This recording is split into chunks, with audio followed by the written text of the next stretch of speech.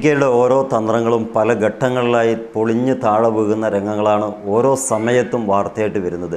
പ്രധാനപ്പെട്ട ഒരു വാർത്ത എന്ന് പറയുന്നത് കഴിഞ്ഞ ദിവസം അബ്ബാസ് അരാജ്കിയും അതുപോലെ തന്നെ കോക്പിറ്റും എന്ന് പറയുന്ന രണ്ടുപേരും കൂടിയിട്ട് ഒരാലോചന നടത്തുമെന്നും ആണവ പദ്ധതിയുമായി മുന്നോട്ട് പോകാൻ ഇറാൻ തയ്യാറല്ല എന്നുള്ള ഒരു കരാറുണ്ടാക്കുകയും അതിൽ ഒപ്പുവെക്കുകയും ചെയ്യും എന്നുള്ള വെറുതെ പച്ച നുണ കല്ല് വെച്ച നുണ വെച്ചുണ്ടാക്കിയിട്ട് അമേരിക്കൻ ട്രംപ് ഭരണകൂടം പുറത്തേക്ക് വിട്ടിരുന്നു.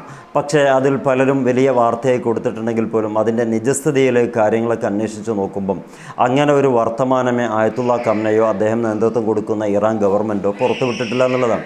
അതിൽ നിന്ന് മനസ്സിലാക്കാം അമേരിക്ക എന്ന് പറയുന്ന രാജ്യം ഇന്ന് വളരെ വലിയ ഗൗരവമായിട്ടുള്ള പെടലിൽ ട്രാപ്പിലകപ്പെട്ടു എന്നുള്ളതാണ്. അബ്രഹാം ലിങ്കൺ എന്ന് പറയുന്ന വളരെ വലിയ നാവികസേനയുടെ ഭാഗമായിട്ട് വരുന്ന ഏറ്റവും പ്രധാനപ്പെട്ട ഒരു കപ്പൽ വ്യൂഹം അവിടെ പോയി തമ്പടിച്ചിട്ട് ആഴ്ചകളായി ഒന്നും ചെയ്യാൻ പറ്റുന്നില്ല എന്ന് മാത്രമല്ല ഒരു വിരളനക്കാൻ പോലും അവർക്ക് സാധിക്കുന്നില്ല എന്നുറപ്പായപ്പോഴാണ് ഇങ്ങനൊരു സാവകാശത്തിന് വേണ്ടിയിട്ടും ആളുകളെ പൊട്ടന്മാരാക്കാൻ വേണ്ടിയിട്ടൊക്കെ കൃത്യമായിട്ടുള്ള ഒരു അജണ്ടയുടെ ഭാഗമായി പ്രൊപ്പഗണ്ട ഇറക്കി വിടുന്നത്. തുർക്കിയിൽ ഒരു വലിയ ഒരു സദസ്സുണ്ട്, അവിടെ തുർക്കിയുടെ മധ്യസ്ഥതയിൽ ഞങ്ങൾ ആലോചനകൾ നടക്കുന്നുണ്ടെന്ന് പറഞ്ഞു. അതുപോലെ തന്നെ ഇവിടെ ടെഹ്റാനിൽ വെച്ചോ അമേരിക്കയുടെ ഏതെങ്കിലും ഒരു ഭാഗത്ത് വെച്ചോ അതല്ലെങ്കിൽ രണ്ടിൻ്റെയും പുറത്ത് വെച്ചോ ഒരു വലിയ സമാധാന ചർച്ച നടക്കുമെന്ന് പറഞ്ഞു. അതൊക്കെ തന്ത്രങ്ങളായിരുന്നു എന്ന് ഇറാൻ ഗവൺമെൻറ് പ്രഖ്യാപിക്കുകയാണ്. അതിൻ്റെ പിന്നാലെ മറ്റൊരു കാര്യം കൂടി പറഞ്ഞു, യുദ്ധത്തിൽ നിങ്ങൾ തുടങ്ങുകയാണെങ്കിൽ പ്രതിരോധം എന്നതിൽ ഉപരി പ്രത്യാക്രമണം ആയിരിക്കുമെന്നുള്ളത് പ്രഖ്യാപിക്കുകയും ചെയ്തു.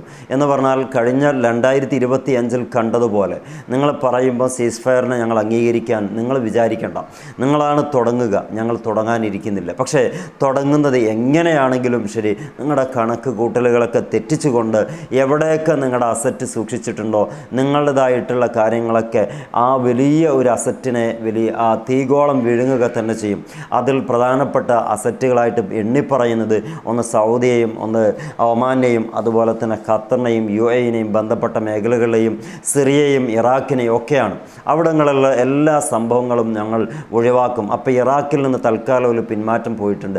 അഥവാ ഗവൺമെൻറ് അവിടെയുള്ള പ്രാദേശിക ഗവൺമെൻറ്റിന് അവിടുത്തെ അവരുടെയുള്ള പട്ടാള ക്യാമ്പുകളൊക്കെ ഒഴിഞ്ഞു കൊടുത്തിട്ടുള്ള കൈമാറ്റ ചടങ്ങുകളൊക്കെ നമ്മൾ കണ്ടതാണ്. പക്ഷേ എന്നാലും പറയുന്നു നിങ്ങളുടെ സ്വാധീനം എവിടെയൊക്കെയുണ്ടോ അവിടെയെല്ലാം ഞങ്ങളുടെ മിസൈൽ അഗ്നിഗോളങ്ങൾ സൃഷ്ടിക്കുകയും ചെയ്യും. അതുകൊണ്ട് കാര്യങ്ങൾ അറിയാതെ തുള്ളിങ്ങ് പോന്നിട്ട് കാര്യമില്ല എന്ന് വ്യക്തമായി പറയുന്ന ഒരു മുന്നറിയിപ്പ് ഇറാൻ ഗവൺമെൻറ് അമേരിക്കക്ക് കൊടുത്തു കഴിഞ്ഞു. അവിടെയാണ് കാര്യങ്ങൾ ഒന്ന് ഊരിത്തിരിയാൻ സാധ്യതയുണ്ട് എന്ന് പല വിദഗ്ധരായിട്ടുള്ള ആളുകളും പറയുന്നത്. ഇന്ന് നിൽക്കുന്നിടത്ത് നിന്ന് കാര്യങ്ങൾ ഒരു പടി അങ്ങോട്ട് നീങ്ങിയാൽ യുദ്ധമുണ്ടാകുമെന്നുള്ളതാണ് ചില ആളുകളൊക്കെ ആർട്ടിക്കിളിലൂടെ എഴുതി വെക്കുന്നത്. മനസ്സിലാക്കാൻ പറ്റുന്ന ഭാഗത്തിൽ പറയുകയാണെങ്കിൽ അമേരിക്കയുടെ യുദ്ധക്കപ്പലിൽ നിന്ന് ഏതെങ്കിലും ഒരു മിസൈൽ ഇറാനെ ലക്ഷ്യമാക്കി വരികയാണെങ്കിൽ അതൊരു യുദ്ധ തുടക്കമായി കാണുകയും ആ മിസൈൽ ഇവിടെ പതിക്കുന്നതിന് മുമ്പായിട്ട് ഞങ്ങളുടെ ഓപ്പറേഷൻ സ്റ്റാർട്ട് ചെയ്യുകയും ചെയ്യുമെന്ന ഒരു മുന്നറിയിപ്പാണ് ഇറാൻ ഗവൺമെൻറ് അമേരിക്കക്കും ഈ ഇസ്രായേലിനും കൊടുത്തിട്ടുള്ളത്. ഇറാനെ സംബന്ധിച്ചിടത്തോളം ഒറ്റ കാര്യമേ ഉള്ളൂ, നിലനിൽപ്പിൻ്റെ പ്രശ്നമാണ്. അവർക്ക് നഷ്ടപ്പെടാനൊന്നുമില്ല. 40 വർഷത്തിലേറെയായി കഠിനമായി പ്രയത്നിക്കുന്ന ഒരു വിഭാഗമാണ് ഈ ഇറാനികൾ. ആ ഒരു വലിയ പ്രതിരോധത്തിലൊക്കെ പെട്ടുകൊണ്ട് സാമ്പത്തികമായിട്ട് അങ്ങേയറ്റം വലിയ പ്രയാസം അനുഭവിക്കുന്ന ഈ രാജ്യത്തെ നഷ്ടപ്പെടാനൊന്നുമില്ലാത്ത ആളായതുകൊണ്ട് തന്നെ അങ്ങേയറ്റത്തെ പവറെടുത്തുകൊണ്ട് അവസാനത്തെ യുദ്ധത്തിൽ അവർ ജയിക്കണമെന്ന ആഗ്രഹം കൊണ്ട് അവരെല്ലാ ആയുധങ്ങളും എടുത്തുപയോഗിക്കുമെന്നും ഇതിനോടകം പ്രഖ്യാപിക്കുകയും ചെയ്തിട്ടുണ്ട്. അമേരിക്ക അങ്ങനെയല്ല, അവരുടെ രാജ്യത്തിനൊരു പരിക്കും പറ്റരുത്, അതോടൊപ്പം തന്നെ അവരുടെ അസറ്റുകൾ എവിടെയാണോ ഉള്ളത് അവിടെയും പ്രശ്നമുണ്ടാകരുത്, എന്നാൽ ഇറാൻ കിട്ടുകയും ചെയ്യണം. ഈ രണ്ട് കാര്യങ്ങൾ രണ്ടും വ്യത്യസ്തങ്ങളായതുകൊണ്ട് തന്നെ എവിടെയാണ് ജയിക്കുക എവിടെയാണ് പരാജയപ്പെടുക എന്ന് ഒറ്റയടിക്ക് പറയാൻ പറ്റും. അമേരിക്ക പരാജയപ്പെടും, രണ്ട് രാജ്യവും തകരുകയും ചെയ്യും. അഥവാ അമേരിക്കയുടെ പരാജയം എന്ന് പറയുന്നത് സാമ്പത്തികമായിട്ട് ഇപ്പം തന്നെ വലിയ രൂപത്തിൽ കടത്തിലകപ്പെട്ട ഒരു രാജ്യമാണ് അമേരിക്ക. എന്നാൽ ഇറാനാകട്ടെ വലിയ രൂപത്തിൽ കറൻസിയുടെ മൂല്യം ഇടിഞ്ഞ് താഴ്ന്ന അവസാനത്തേക്ക് എത്തി നിൽക്കുകയും ചെയ്യുന്നു. ഇത് രണ്ടും ഈക്വലായിട്ട് നമുക്കൊന്ന് പറയാൻ പറ്റും. അമേരിക്കയുടെ ഒരു പതനം എന്ന് പറയുന്നത് അത് ഇറാനെ പഠിക്കുക എന്ന രൂപത്തിലേക്ക് ആ രാജ്യം കൂപ്പുകുത്തും. ഇറാൻ ഓൾറെഡി അവസാനത്തിലേക്ക് അഥവാ സാമ്പത്തികമായിട്ട് അങ്ങേയറ്റം തകർന്ന് ഇടിക്കുകയും ചെയ്യുന്നുണ്ട്. അതുകൊണ്ട് രണ്ട് രീതിക്കാണ് രണ്ടാളുകളുടെയും മനോവികാരം. അതുകൊണ്ട് എങ്ങനെ ചെയ്യണം എവിടെ ചെയ്യണം എന്നുള്ളതൊക്കെ നേരത്തെ തന്നെ കണക്കൂട്ടി വെച്ചു അത് ലോകത്തോട് വിളിച്ചു പറയുകയും ചെയ്ത സ്ഥിതിക്ക് അമേരിക്ക ഒന്ന് പതറിയിട്ടുണ്ട്. എങ്ങാനും തുടങ്ങിക്കഴിഞ്ഞാൽ എങ്ങനെയാണ് ഇത് അവസാനിപ്പിക്കാൻ പറ്റുക? അവസാനിപ്പിക്കാൻ പറ്റാത്തൊരു സാഹചര്യം എത്തിക്കഴിഞ്ഞാൽ ആരോട് പറയും? അവിടെയാണ് രസകരമായ മറ്റൊരു വസ്തുത ഉള്ളത്. ഈ സീസ് ഫയറൊക്കെ പ്രഖ്യാപിച്ചിട്ട് ഇസ്രായേലിൻ്റെ മുകളിൽ ഇന്നും ബോംബ് വർഷം നടത്തുകയാണ്. UN-നെക്കുറിച്ച് ആ UN-ൻ്റെ കഥകളിൽ ഈ ഒരു ബോംബ് വർഷത്തെക്കുറിച്ച് ഒരു പ്രഖ്യാപനവുമില്ല. പക്ഷേ ഇവിടെ ഇറാൻ്റെ അവിടെയുള്ള പ്രൊട്ടസ്റ്റുകാരെ കുറച്ചാളുകളെ പ്രതിരോധത്തിൻ്റെ ഭാഗമായി കൊല ചെയ്യപ്പെട്ടു പോയപ്പം അതൊക്കെ UN-ൽ പോയിട്ട് ചർച്ചയാവുകയും വലിയ രൂപത്തിൽ വായവർത്തമാനം പറയുകയും ചെയ്യുന്ന ഒരു ലോകക്രമത്തിൽ ഇവിടെ ഒരു യുദ്ധം ഉണ്ടാവുകയും അതിനെ അവസാനിപ്പിക്കാൻ പറ്റാത്തൊരു സാഹചര്യം ഉണ്ടാവുകയും ചെയ്താൽ ആരാണ് ഇതിനെ അവസാനിപ്പിക്കാൻ മുന്നോട്ട് വരിക എന്നതിനെ ഒരു ചോദ്യചിഹ്നമായി നിൽക്കുകയും ചെയ്യുന്നുണ്ട്. എങ്ങനെയായിരിക്കും, എന്തായിരിക്കും എന്നുള്ളത് തുടങ്ങിക്കഴിഞ്ഞാലേ അറിയുള്ളൂ എന്നുള്ളിടത്തേക്കാണ് അമേരിക്കയെ ഇത്രമേൽ പേടിപ്പിക്കുന്നത്. അമേരിക്കയെ സംബന്ധിച്ചിടത്തോളം അവർക്ക് ലോകത്തുള്ള എല്ലാ രാജ്യങ്ങളോടും വെറുപ്പാണ്.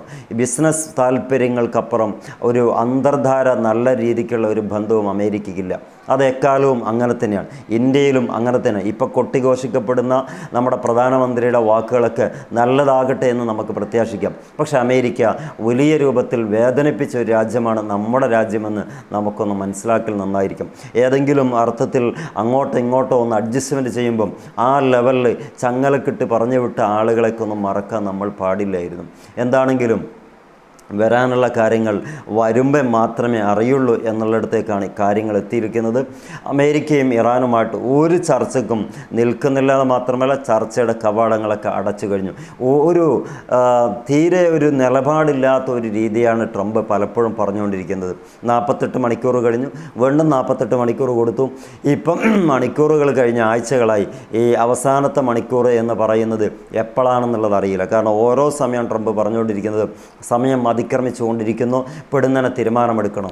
ആത്യന്തികമായിട്ട് അവരങ്ങ് പറഞ്ഞു കഴിഞ്ഞു, ഒരു ചർച്ചയ്ക്കും ഞങ്ങളില്ല. നിങ്ങൾ എന്തിനാണോ കപ്പലും വലിച്ച് ഇങ്ങോട്ട് പോകുന്നത് നിങ്ങൾ ഉദ്ദേശിച്ച് ചെയ്യൂ, ഞങ്ങളതിന് ശേഷം ഞങ്ങൾ ചെയ്യുന്നത് നിങ്ങൾ കണ്ടോളൂ എന്ന് ആണത്തത്തോടെ ചങ്കൂറ്റത്തോടെ ലോക പോലീസും സുപ്രീം പവറും സൂപ്പർ പവറും ഹൈപ്പർസോണിക് സംവിധാനം എന്നൊക്കെ പറയുന്ന അമേരിക്കയെ ഈ ലെവലിൽ നട്ടല് നിവർത്തി വെല്ലുവിളിക്കാൻ ലോകത്തൊറ്റ ശക്തിയുള്ളൂ.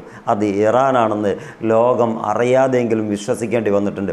ഇറാന് അങ്ങേയറ്റം വെറുപ്പോടുകൂടെ കാണുന്ന ആളുകൾക്ക് പോലും ഒരു തവണ ആലോചിക്കേണ്ടി വന്നിട്ടുണ്ട്. ഇറാൻ ഒരു വലിയൊരു മീനാണ്, അവരെ പിടിച്ചു കെട്ടാൻ അത്ര പെട്ടെന്ന് സാധിക്കില്ല, അവരംഗീകരിച്ച് കൊടുക്കേണ്ടതുണ്ട് എന്നുള്ളൊരു തോന്നലിലേക്ക് അവരെ വെറുക്കുന്ന ആളുകൾക്ക് പോലും തോന്നിയിട്ടുണ്ടെങ്കിൽ അവിടെയാണ് ഇറാൻ്റെ വിജയം. അമേരിക്ക അങ്ങേറ്റം പെട്ടിരിക്കുന്നു എന്ന് പറയാം. ഗത്യന്തരമില്ലാതെ യുദ്ധം തുടങ്ങിയേക്കാം, പക്ഷേ അവിടെ പല പ്രശ്നങ്ങളും ഉണ്ടാകുമെന്നുള്ളത് കൊണ്ട് തന്നെയാണ് ഇപ്പോഴും മിണ്ടാതിരിക്കുന്നത്. അല്ലാതെ അമേരിക്കയുടെ വിശാല മനസ്സോ ട്രംപിൻ്റെ വിശാല മനസ്സോ ഒന്നുമല്ല. ജൂതന്മാരും പാശ്ചാത്യരും ഏറെക്കാലം എവിടെയൊക്കെ പ്രശ്നങ്ങൾ ഉണ്ടാക്കിയിട്ടുണ്ടോ അതിൻ്റെ ഭാഗമായി ഇതിനെയും കണ്ടാൽ മാത്രം മതി. കാത്തിരുന്ന് കാണാം എന്തൊക്കെ സംഭവിക്കുന്നു എന്നുള്ളത്. Wish you all the best. Good bye. ഇത് രണ്ടാമത്തെ സെക്കൻഡറി ചാനലാണ്. ഒരു ചാനൽ അടിച്ചു പോയാൽ ഒരു താക്കമായിട്ടൊന്ന് വേണമല്ലോ. പറ്റുന്നവരൊക്കെ ഒന്ന് സബ്സ്ക്രൈബ് ചെയ്യുക, സപ്പോർട്ട് ചെയ്യുക. Wish you all the best. Good bye.